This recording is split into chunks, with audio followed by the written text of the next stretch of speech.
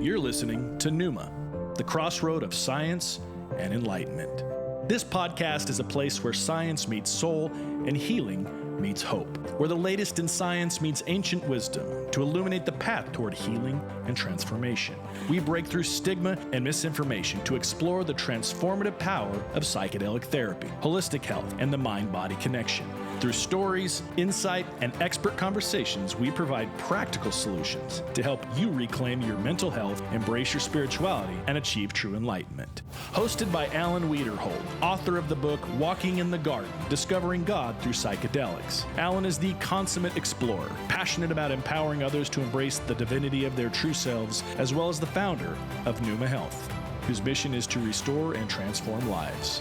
Here's your host, Alan Wiederhold. Hey everyone, thank you for joining today. This is Alan Wiederhold, the CEO and founder of Pneuma. This is Pneuma, the crossroad of science and enlightenment. And today I have a very special guest, Casey Gerhardt. Casey is the founder of Solstice Mind and Body, an integrated wellness boutique in Northern California. You also have the Microdosing for Healing podcast, the Microdosing for Healing course. I have been a fan. I've been a stalker on social media. We connected on LinkedIn. And I'm so excited to have this conversation with you today. But welcome and tell me. Thank you. Yes. Thank you. Yeah, I'm so happy to be here. So tell me how you've been in this space for 30 years Almost 30 coming years. Up on 30 years. I always share my story. We kind of talked about this in the very beginning. 3 years ago, this was not even a conversation.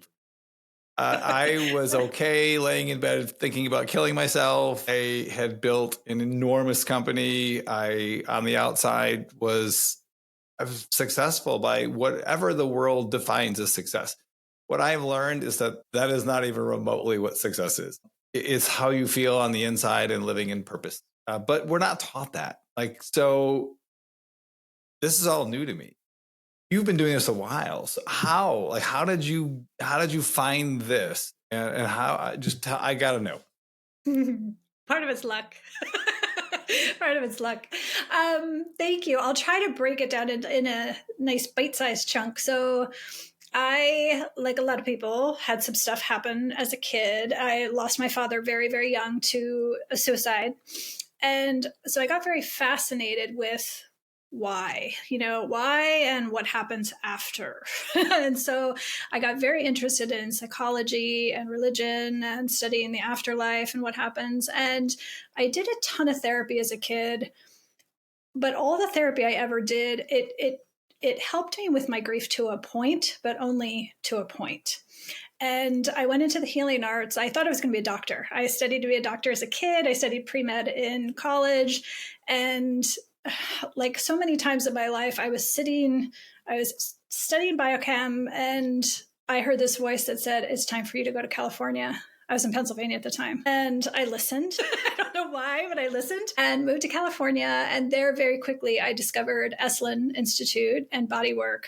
Went into bodywork, and that was really kind of the portal that led me into the healing arts that became my life. So I studied all kinds of bodywork, somatic work, energy work, hypnotherapy, lots and lots of different modalities. And then in 2012, opened our first Solstice studio, which became a diversified healing arts studio. We did bodywork, we did meditation, contemplative arts, all the things. And then the pandemic came. And by this time, I had been working with mushrooms personally, quietly, and had remarkable healing. I'd had a seizure disorder since the time I was 19 that healed completely from working with mushrooms, and a whole host of other benefits just with microdosing at that point.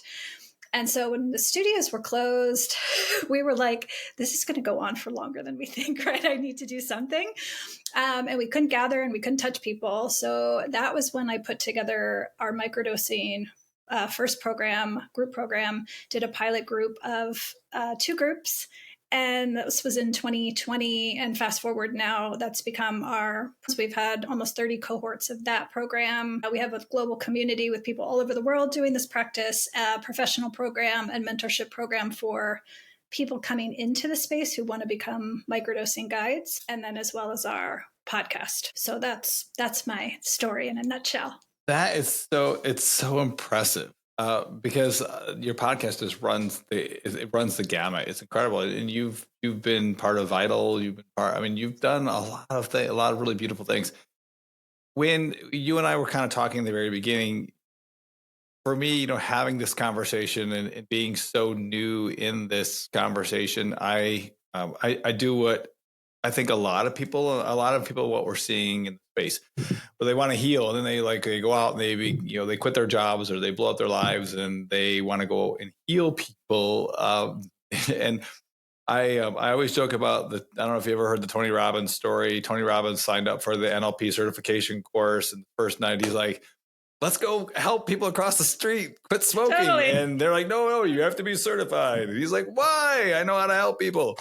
And I didn't go that route, but I learned a lot and I studied a lot. And then I went and I enrolled in a bunch of different courses and certification and harm reduction, and working primarily with business who were like me. I am a sexual abuse trauma survivor. So I was 5 and I was molested for 2 years.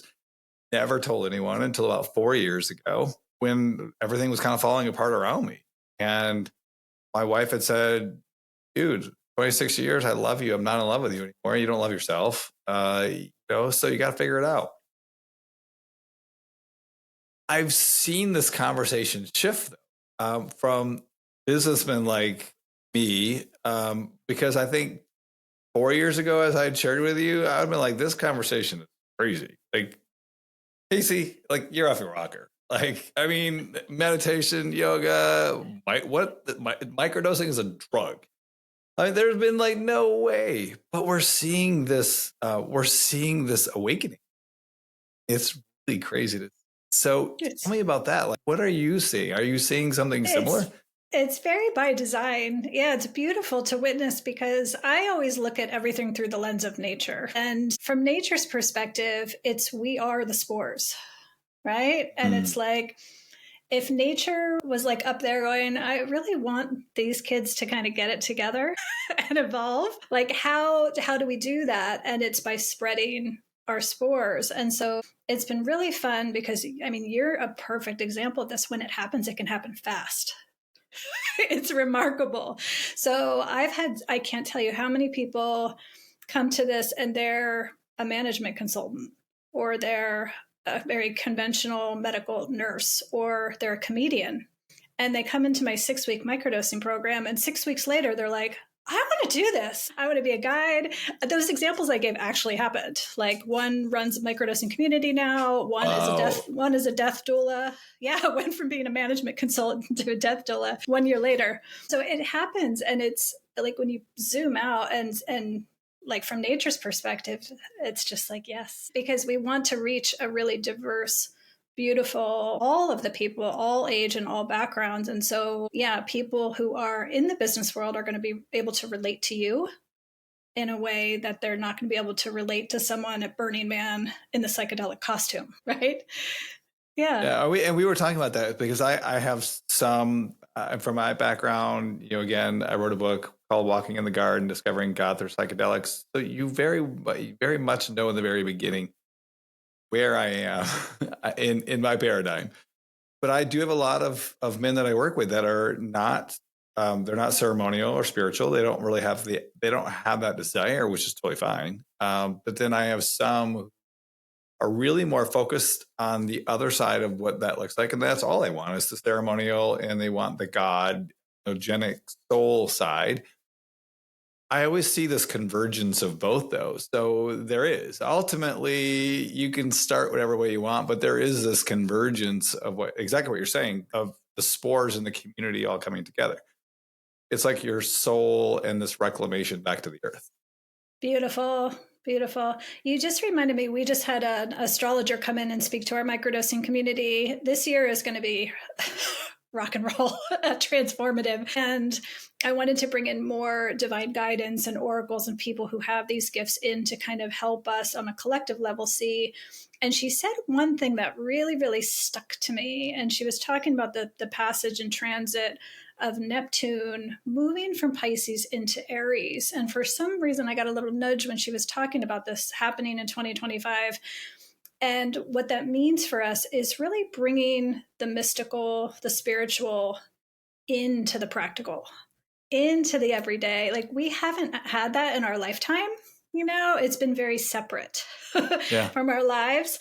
And I think what I see is what you just described is like, instead of having to go to a retreat and spiritual retreat and you're like spiritual for a week, it's not about that anymore. It's really bringing our spirituality into our professions, into every walk of life, and not having them separate anymore is what that meant to me. Yeah. And it's, you're like the third person I've heard talk about this thing that's happening in 25 from an astrology perspective. Again, never really been really focused or interested, but I was having this conversation with my kids last night. So we have this whole bedtime ritual. We've done it for years. We pray before we go to bed. We thank God for the entire day just because we got to live. And I had this conversation with my daughter last night. She's 10, just incredibly smart. And we were talking about dreams. And I was just asking her about dreams. And I had a guest on my show that it was just so intriguing. She's a dream interpreter. She works with NASA and with astronauts. And I said to my daughter, we were like, do you dream? And she's like, well, yeah. So, and then she started kind of like trying to downplay it. And I'm like, no. I want to know, like, because I think we automatically tell children at a certain age, stop believing in magic or stop believing in dreams or stop. And I wanted to hear it. And then I said, she was telling me this story. The guest on my show was telling me the story that she was sleeping and she had a dream that she had knocked over her son's blocks in the house. But her son was having the exact same dream. And he woke up laying next to her and he smacked her and he said, why did you knock over my blocks? So I said this to my daughter and she's like, well, that's weird. And I said, why is that weird? We live on a rock filled with water in the middle of nowhere and we don't call that weird. Like, right. Like, right. So like when you talk about the astronomy thing, I can imagine some listeners saying, well, this is stupidly, but so is living so is a rock in the middle of nowhere. Well, and also give it a few years.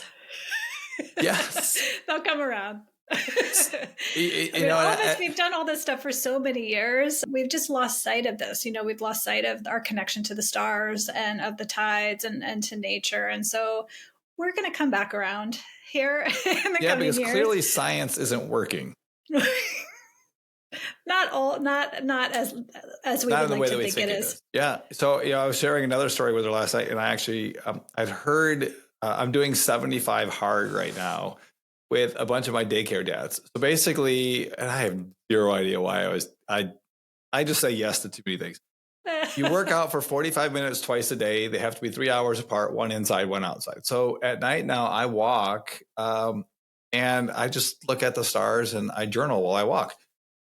And I was listening to a documentary called Down the Rabbit Hole. And it was talking about this experiment that a Austrian scientist did. He created these glasses that had these mirrors and prisms, and he had his participants wear these for 3 weeks. And basically everything that you saw was upside down.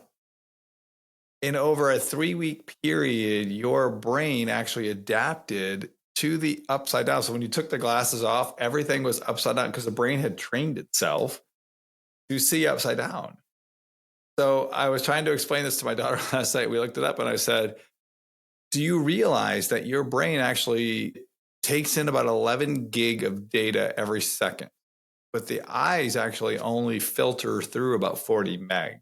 If we were to a brain, so like imagine everything that we're seeing and feeling, and experiencing is a result of the greater experiences that we are having that we're really denying ourselves of. Absolutely.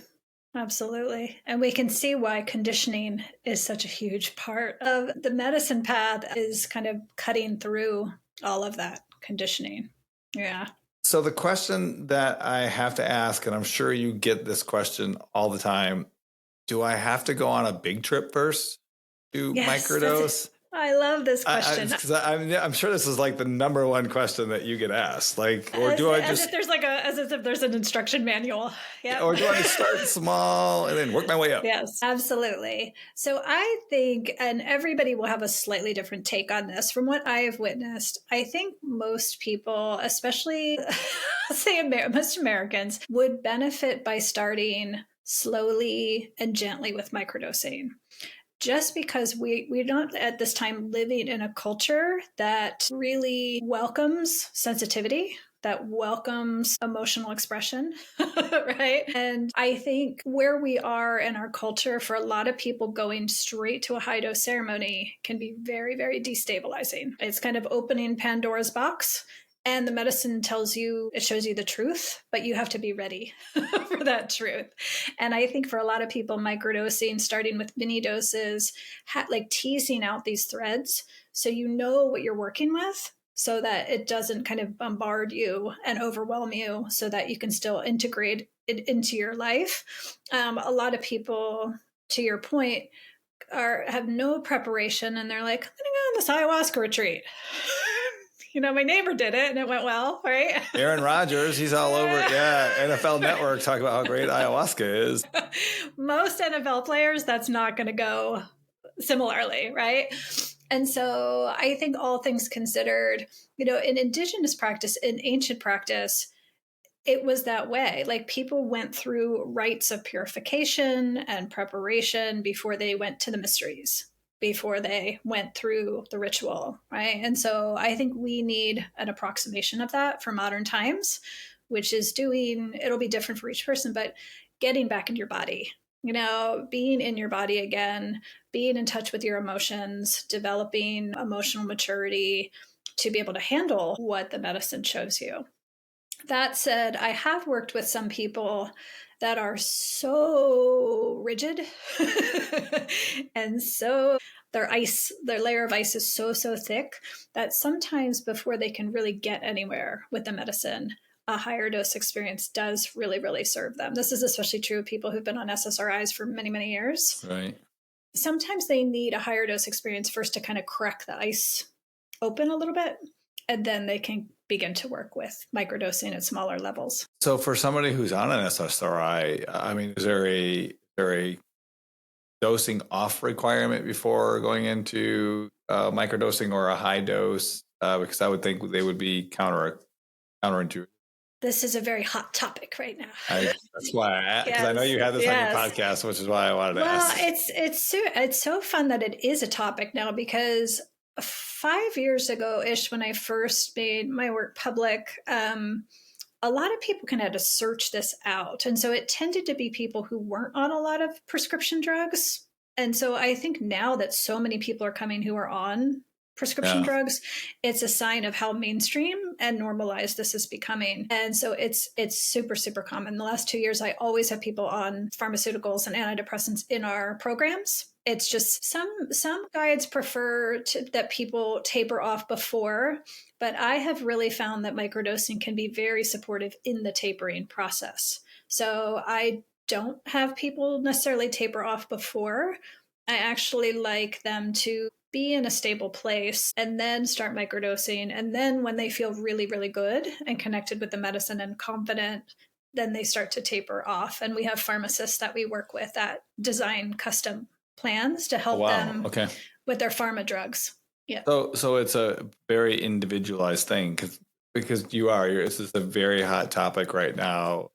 Almost schools of thought of, depending on the medicine, being completely off, and to me, I agree. I think that's somewhat irresponsible, because if it's something that you've had for a while and you're stable with that, this can rock the foundation if it's a high dose. I mean, well, totally. And some things that I see real time that I would love to speak to is I see prescribers tapering people way too fast. Like, people go back to their doctor that they originally went on, they want to come off. And I'm seeing cases where doctors are tapering them over a month or 6 weeks off of a 20-year Prozac dependency. and it doesn't go well. And that's not realistic under any circumstances to do that. So the other thing I would love to share is a lot of times people go, I'm only on this teeny tiny dose. Zoloft, it's so low, it's almost nothing. But I've been on it for 7 years. It's the length of time that matters, not the dose. So it's almost better. You can be on a super high dose of an antidepressant for the last 6 months. Is less consequential than being on a low dose for a very, very long period of time. I did not know that. Interesting. And you're right. I mean, I see it because a lot of the people that I have either interacted with or talked to that are desperately searching are like, my doctor's giving me 3 different kinds of medicines and one to help me go to sleep and nothing's working. Or I've gotten 4 medicines and coping and the coping skills aren't working. And this is like, where do I go? What do I do? Like, I can't live like this forever, but I think we're starting to see more and more people struggling with this isn't working. The SSRIs are not. Are you seeing the same thing? Absolutely. Yeah. The most common thing people say is, I don't really know if they're working well, but they keep me from falling completely through the floor, but they also keep me in a house with a very low ceiling. Is what motivates them to do something else. And so they can come off, they don't have to come off, but a lot of people say something like, I'm okay right now, but if I look ahead at my life and you tell me I have to feel the way I feel today for the next 40 years, no way. Yeah. No way. So they're willing to do some of the work of kind of getting underneath where that began. So are there different types of microdosing? Is it all mushrooms? Is it not mushrooms?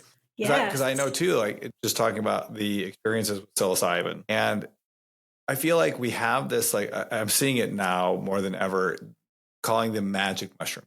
There's really nothing magical about the mushroom. Really, I mean, it will break you down and crack you like a walnut, but you're the magic. Like, you doing the work is the magic. Like, they're just holding the mirror to what is already there. But I always struggle with that word, that phrase, magic mushroom, because not. Sometimes. I mean, yeah. I mean, they break you. They will crack you like all the time. They'll crack you like a walnut. Like, there is like zero doubt. But it's up to you now to do the work. But is it all like mushrooms, or is it different? Are there different kinds of mushroom? Like, there's different strains of psilocybin mushrooms, and then there's different medicines that you can microdose. So there's from cannabis to San Pedro to LSD. There's lots of different medicines that you can microdose. I love mushrooms for most people, and I'll say not all, but most, because I feel like mushrooms, when you microdose mushrooms, it's foundational. It really gets down to the roots of your soul, of your life, what's going on. Like you said, it's not always really easy to look at ourselves with that big honesty, but it really, really is an earth medicine, and it kind of gets down to the core of things. So then once you have that cleared out and you develop really clean, coherent energy, you know what you're dealing with, then you can layer on the more ascension-oriented medicines.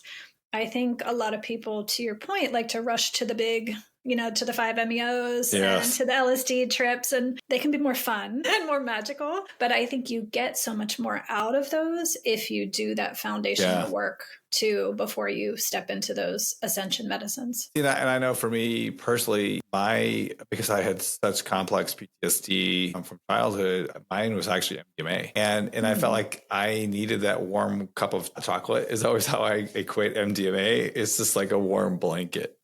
But I don't know that I could have handled at that particular time psilocybin. Now that's like my go-to, and I've done everything. But I think for the same reason, though, I'm more in this place of it's the connection to the ground, to the earth. It's reclamation we were talking about, where I feel more connected to psilocybin than I do anything else. But I needed that one to go back and to revisit the trauma and to be able to not relive it per se, but it was like watching a movie. And I always share this on my show. I relived it 3 times, which really difficult. I was 5 again. On my grandparents' steps, saw the room, saw everything. But the third time he was actually crying and he was telling me that it was done to him. So I was able to reframe my position of being a victim to now understanding why the circle was kept repeating itself. And I was able to say, no more. It stops here. But then I was driving down the road and I heard a voice, and it was God telling me I had to find him, call him, and forgive him. Now, I'm not advocating that everyone has to do that as part of their healing journey, because I was like, no way is that happening. But I did. I found him after 48 years. I didn't make it about him. I didn't make it about me. I just wanted him to know that I was going to be okay, and that it no longer defined who I was. I got off the phone. I was like, well, I believe I can do anything now. That was like the most difficult thing in the world. But I think I needed that one first, because the second one, like what I experienced at least, is that I had been at war for so long. And Bessel van der Kolk talks about the body being at war with itself. And I was. But what do you do when you don't have war? Like you have peace. Like you're in peace for the first time. And have any of your clients ever experienced that? Like they've been at war and now they have peace. And what do you do with it? So I decided I was going to have a psilocybin journey on my own, and I was going to guide myself, because I read and learned and studied everything there was, and had a funeral for myself. I was lowered into the ground. It was caught on fire. And then it was like, all right, time to move. Like had to have that in order to do that. Okay, get it. Fine. Now go. Thanks for listening to this episode of Pneuma, the crossroad of science and enlightenment. We hope you're enjoying the deep dive into psychedelics, neuroplasticity, and the path to transformation. Before we continue, let's discuss recovery. After powerful experiences, your mind deserves more than just rest. It needs real support. That's where Pneuma Hydrate comes in. Formulated with GABA, taurine, inositol, magnesium, and more, Pneuma Hydrate is designed to help your brain recover faster and support neuroplasticity, giving you the clarity and the energy to fully embrace your journey. Fuel your recovery and elevate your mind with Pneuma Hydrate. Check out pneuma.health to learn more. Now, enjoy the rest of the episode. So from your perspective, are your clients, are they experiencing these kinds of pieces, like this piece ultimately? Or You just articulated it so beautifully. Yeah. I mean, that's exactly it.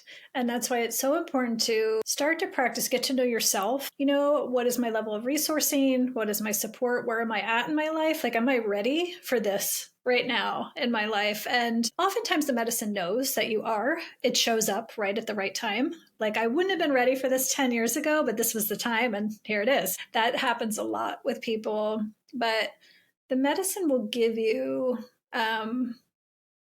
I think, as much as you are ready to handle. You know, I always tell people to talk to the medicine. If it's like too much too soon, that spirit will actually listen to you if you're moving too fast and what people can handle.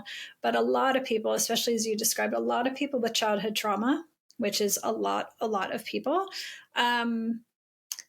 their experience is exactly that. MDMA is very, very supportive as a first experience. And that's why so many of the journey guides I collaborate and work with, they work with both MDMA and mushrooms for that reason. And they sometimes will do only work with MDMA with somebody with a lot of PTSD and complex trauma. They might only work with MDMA for a very long time until someone can get to a place where their psyche and their soul is ready to experience that thing. But the way you described it is to me the magic of the mushroom, of how it innately knows how to communicate to you in order to allow you to receive the healing and to embody it. Mine was my father's death for years. Like I mentioned, I'd had so much therapy around this and read so many books, and I had such an intellectual understanding of the brain. But it was in a journey where I got to sit down with him and speak with him. And he was able to, he literally unzipped the sky behind him and held my hand and placed my hand inside this sky. And I knew he was allowing me to experience his soul at the time of his death. I was him.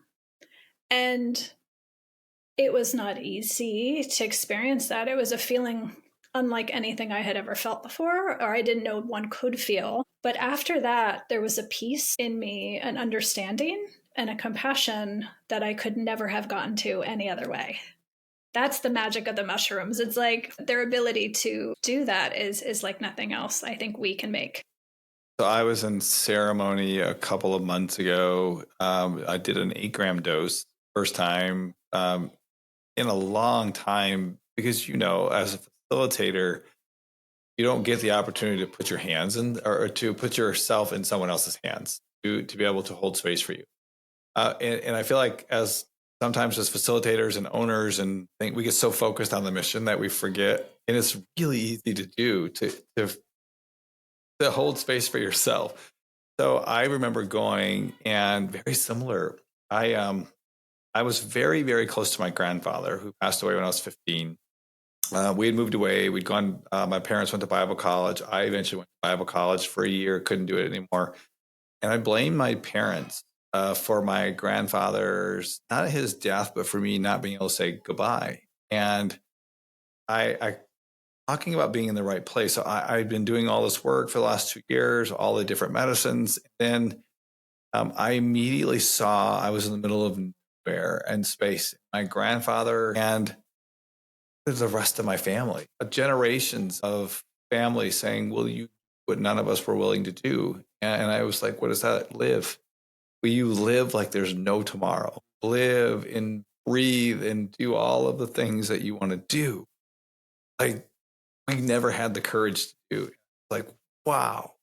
And then I saw my grandfather showing me my dad, and then I was holding this with them in anger. And then I saw my dad, and he was like 3, and he was in a closet, afraid, and he was crying. And I opened the door, and I was the one that was afraid, but I was blaming my dad. And then I realized that my dad and I were one, and as much as I didn't want to be my dad, I was. And I got home, and I'm processing all of this. And I called my dad a couple of days later, and I'm like, hey, what's going on? And I said, I need to talk.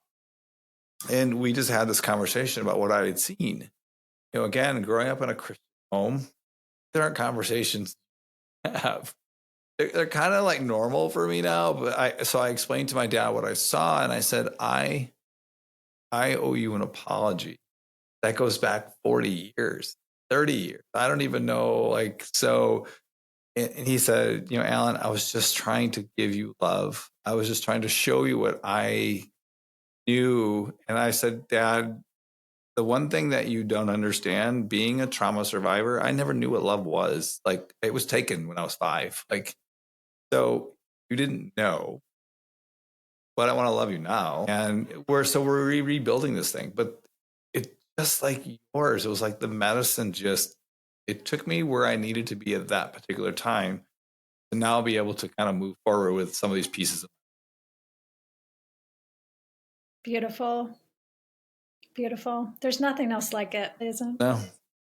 Yeah. So I've seen on your podcast, you had a lot of different, really interesting topics. We're starting to see a lot about menopause, which I had to do that just because so many people were coming. So very intriguing. I saw that and I was like, I got to find out about this.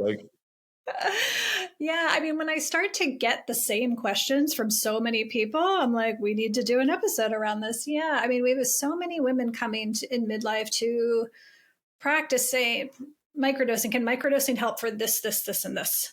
And I can say it can help with this and this, but these things might be hormonal. And it's such a topic that we don't talk about. Like, we tend not to talk about menopause until we're in it. Right? Yeah.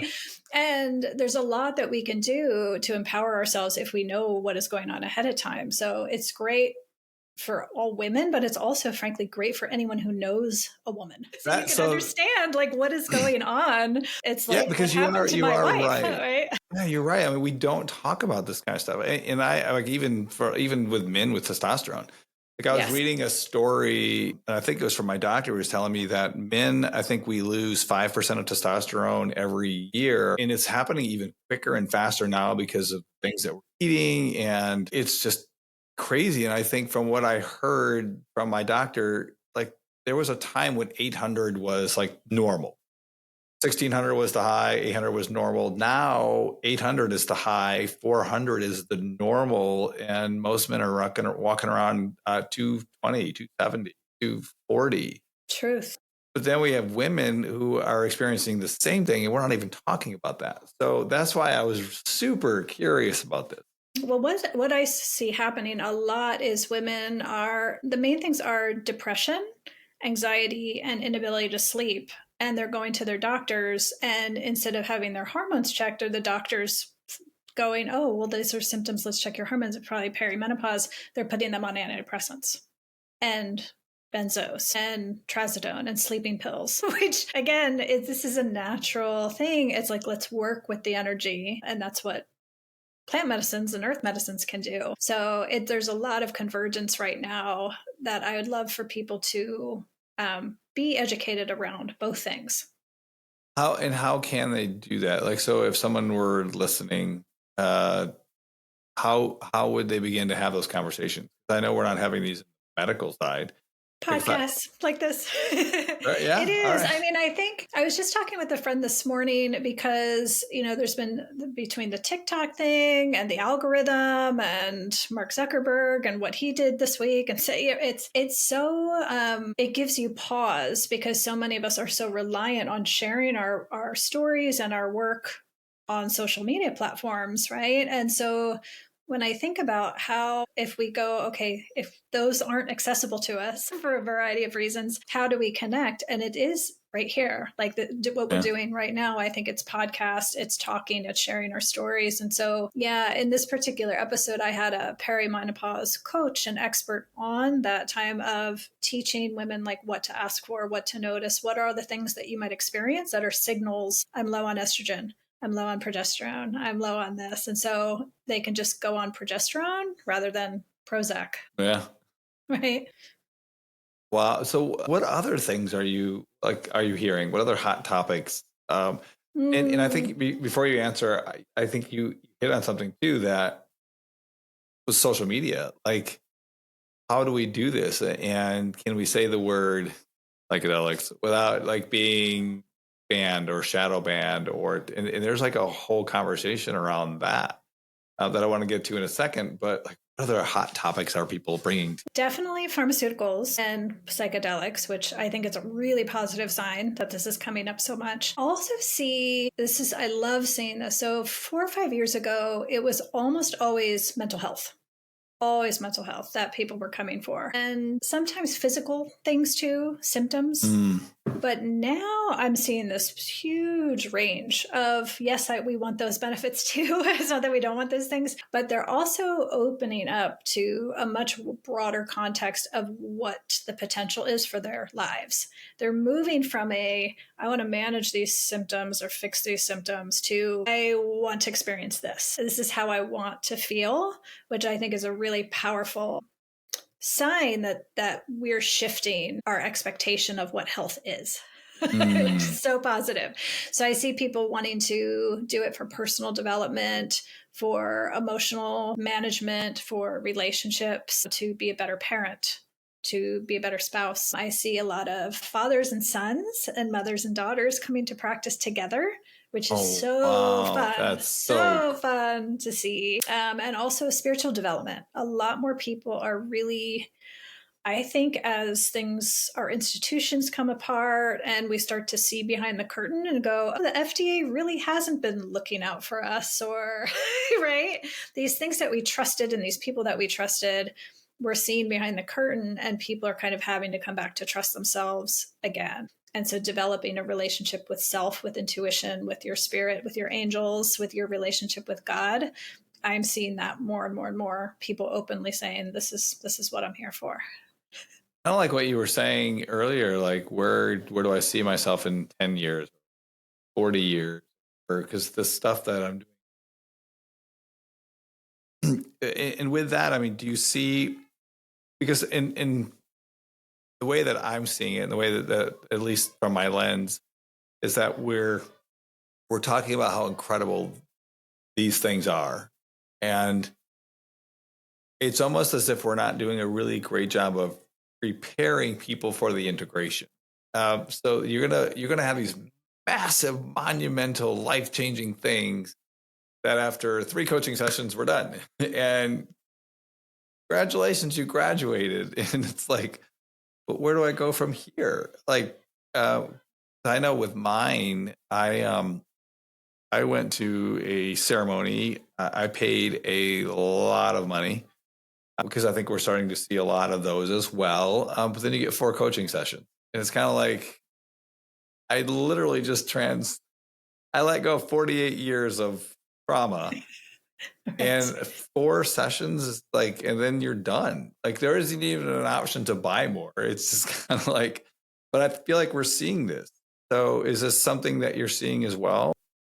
Yes. And that's why I think microdosing, it can be kind of the Trojan horse for preparation and integration that we don't currently have. I think a lot of us do well when we have a structure and a ritual to prepare us, but it is about the microdosing, but it's also about starting to open up yourself to this experience, and then also over the long term integrate. I still see people in our community who were in my original programs 5 years ago, and it never ends. That's the thing. Like people think like I'm healed and we're done. No. Yeah. No, it just goes on to a deeper level, and you work on a different thing, and you kind of spiral around, and you're like, oh, this again? Like I thought I was done with this. No, you're not done with this. There is no end. And so, yeah, we like to put bookends on things. It's just our human mind likes to have instructions and know when it's going to end. Yeah. When are we going to get there? Right. But it's not. So that's why I like to work in long containers with people and have developed long relationships with people, because the way I look at it, like I don't work with someone 6 weeks. I'm hopefully going to know them the rest of my life and their life. Yeah. And I feel like a lot of the who are coming to me, they've gone somewhere and they're now exhausting their 1 or 2 visits, and they're like trying to figure out what's going on. And same philosophy of like, wow, just went through all this incredible stuff. Be in it longer. We want to develop a relationship because then I can really start to understand patterns and habits and things. But I agree. I believe that it's ritual, and I believe that it really begins before you even microdose or you go into kind of an experience. You have to be able to have the container of what's going to happen. And I always use kind of like when we used to have the gastric bypass or the lap band, you had to learn how to eat, how to have a mindset that you were minimizing your portions. You weren't just going to get it done and then just go start eating everything that you did before, because one, you're going to get really, really sick. Dude, like nothing's going to work. So it's having the mindset before you're going into it. That's a fantastic point.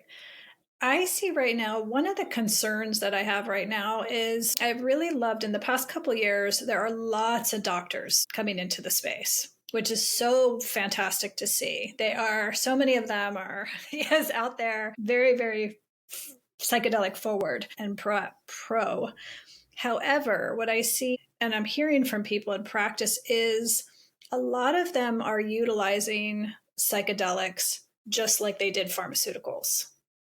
So they haven't shifted the mindset of these are tools to fix people. And so I'm hearing from people like my doctor is telling me we did ketamine this week, we're doing MDMA this weekend, and they're setting me up on an ayahuasca ceremony 2 weeks from now. They're like, what do you think?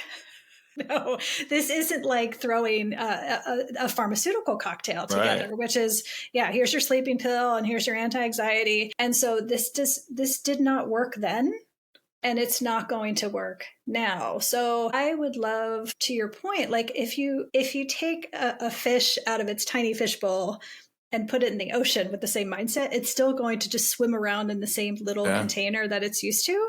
So I think before people get very zealous and want to do things the way they've always done, but with psychedelics, it's really stepping into an entirely new way of healing and serving people. That's far more effective than just throwing a cocktail of tools at people.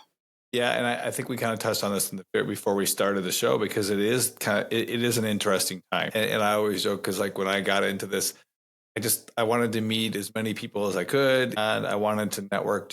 I had so many questions, and I had a person who I love to death, DC cannabis psychedelic attorney who listens to my shows and knows who she is, and like, you're everything that's good and bad about this space. And I'm like, wait a minute, like, I don't understand. And she's like, when businessmen wake up, you have the resources, you have the intelligence, and you have the ability to make things big. You're coming at it from a place of love, coming at it from a place of healing. But eventually the industry will loan itself to people who are opportunistic, who are not coming at it from that place. And I feel like we're kind of seeing some of that right now, while we're at the same time seeing this awakening.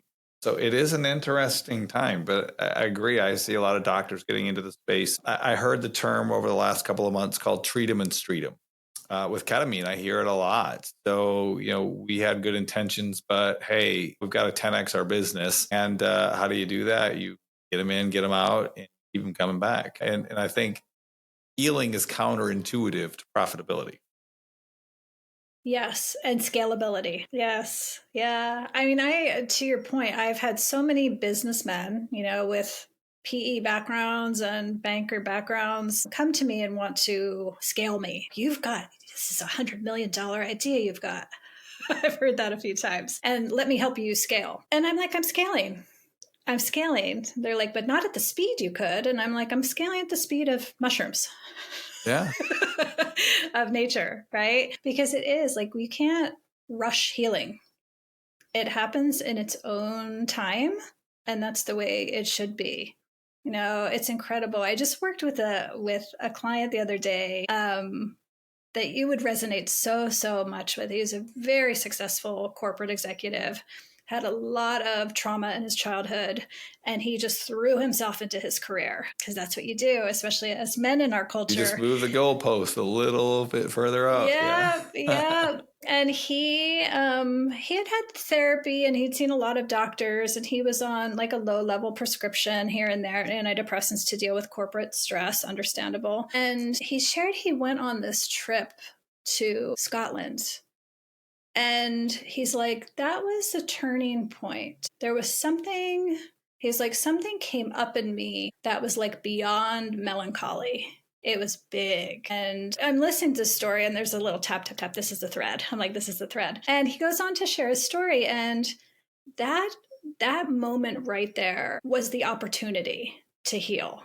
It was the first time he was away from his corporate job, away from his family, and his nervous system had time to exhale. And that's when the healing happens. That's when the wheels come off to healing too. It's time, and he was starting to feel things with that nervous system relaxation.